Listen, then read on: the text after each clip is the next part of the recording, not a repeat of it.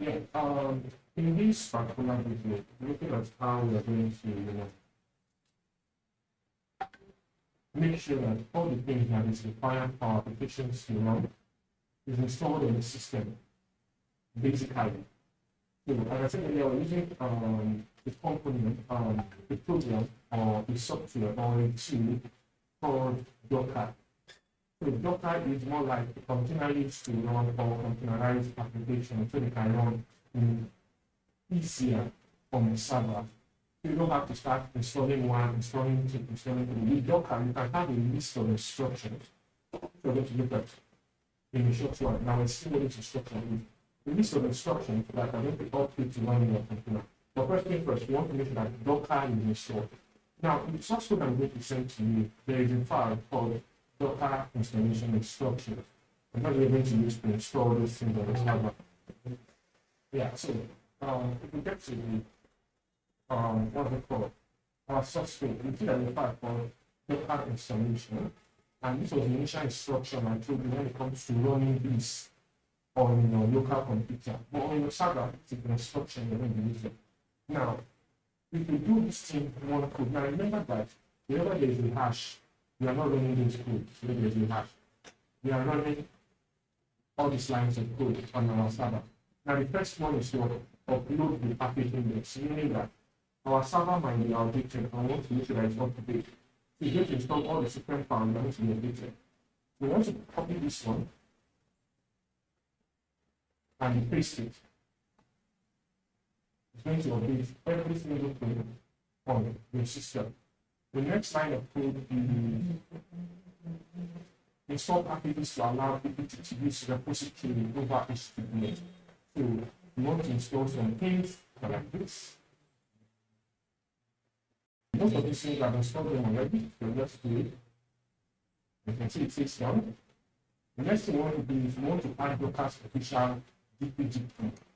And you just have to copy all of this. You do it one after the other. Like this. Okay, so I think I've done it already. Paste.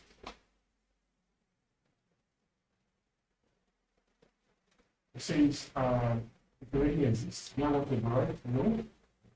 Yeah, good.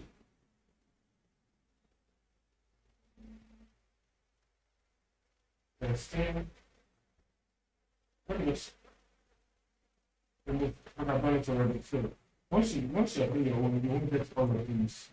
So the same thing applies to this one.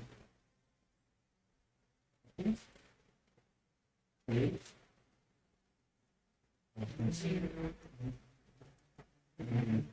I could out. Yeah. The next thing I want to do is publish the package index again.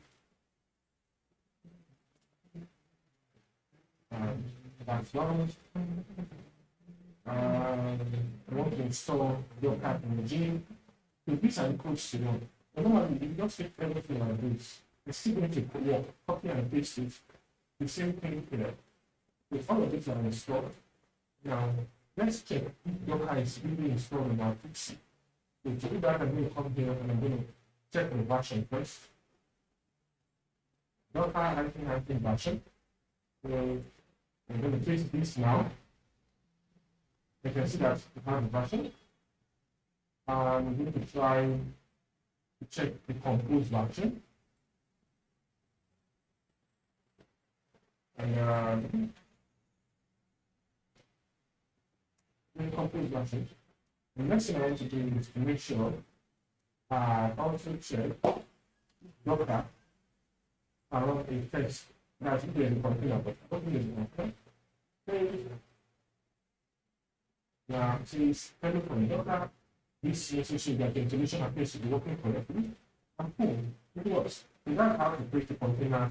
That's how to install the required tools called Docker in our system. So our system is good to work so far. And with our LS now, I can see that my e-commerce analysis is there. So I'm going to have to CD into this folder because that's where the work starts. And in the next video, I'll be explaining what Docker does and the kind of instruction it's handling to, to let you start your engine properly. So let's get that back.